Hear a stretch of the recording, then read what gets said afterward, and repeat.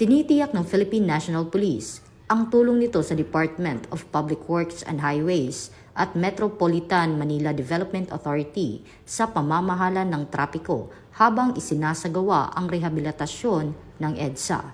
Ayon kay PNP Chief Police Lieutenant General Jose Melencio Nortatis Jr., magde-deploy ang PNP ng karagdagang tauhan kabilang ang Highway Patrol Group sa mga strategic areas ng EDSA at mga alternatibong ruta upang mabawasan ang epekto ng inaasahang mabigat na trapiko.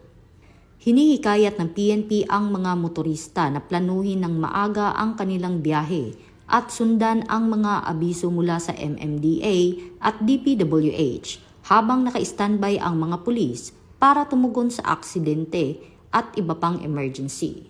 Ito ang bagong PNP para sa bagong Pilipinas, serbisyo mabilis, tapat at nararamdaman.